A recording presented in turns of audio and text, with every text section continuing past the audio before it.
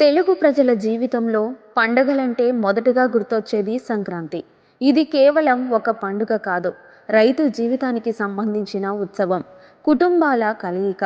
భోగి మంటలతో మొదలై కనుమతో ముగిసే వరకు 3 రోజుల పాటు తెలుగు నేలంతా పండుగ కళతో వెలిగిపోతుంది. సంక్రాంతికి ముందు రోజు వచ్చే భోగి పాత అలవాట్లకు, పాత బాధలకు, పాత కష్టాలకు వీడ్కోలు చెప్పే రోజు. తెల్లవారుజామున గ్రామాల్లో వెలిగే భోగి మంటలు, చుట్టూ పిల్లల సందడి, అత్తయ్యలు కోడళ్ల మాటల హడావిడి, పల్లెల్లో కనిపించే ఆ దృశ్యాలే అసలైన సంక్రాంతి ఫీల్.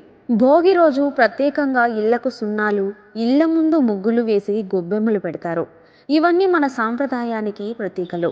రెండో రోజు వచ్చే మకర సంక్రాంతిని సూర్యుడు మకర రాశిలోకి ప్రవేశించే పవిత్రమైన రోజుగా భావిస్తారు. ఈ రోజే కొత్త బియ్యం, కొత్త బెల్లం, కొత్త పంటతో పొంగలి వండడం ఆనవాయితీ.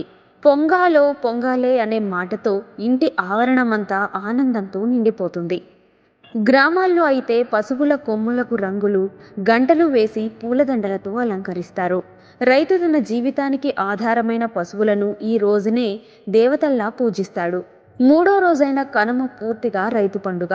పశువుల పూజ, పొలాల్లో ఆటలు, గ్రామాల్లో విందులు, బంధువుల కలయిక ఇవన్నీ కలిస్తేనే కనుమ.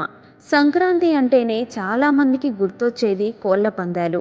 ముఖ్యంగా ఆంధ్రప్రదేశ్లో సంక్రాంతి పండుగకు కోళ్ల పందాలు ఒక సాంప్రదాయంలా మారిపోయాయి. పెద్ద మొత్తంలో పందేలు నిర్వహిస్తారు. వేలాది మంది ప్రేక్షకులు, కోడిపుంజుల యజమానుల హడావిడితో గోదావరి జిల్లాతో పాటు కృష్ణా, గుంటూరు, ప్రకాశం, నెల్లూరు జిల్లాలు నిండిపోతాయి. గోదావరి జిల్లాల్లో అయితే సంక్రాంతి అంటే కోళ్ల పందాలు, భారీ బెట్టింగులు, గ్రామాల మధ్య పోటీలు అత్యంత ప్రసిద్ధి.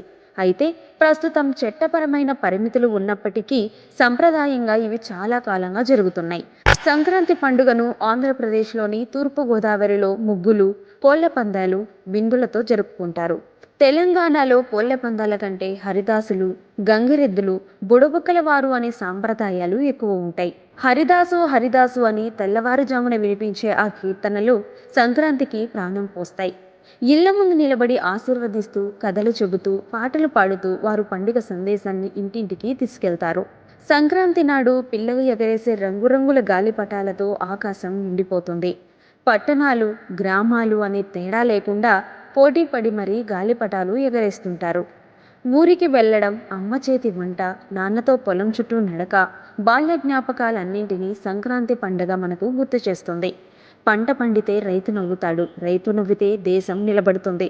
ఇలాంటి రైతు జీవితానికి పండుగే ఈ సంక్రాంతి. ఇది కేవలం 3 రోజుల పండుగ కాదు, తెలుగువారి సంస్కృతి, సంప్రదాయం, జీవన విధానం.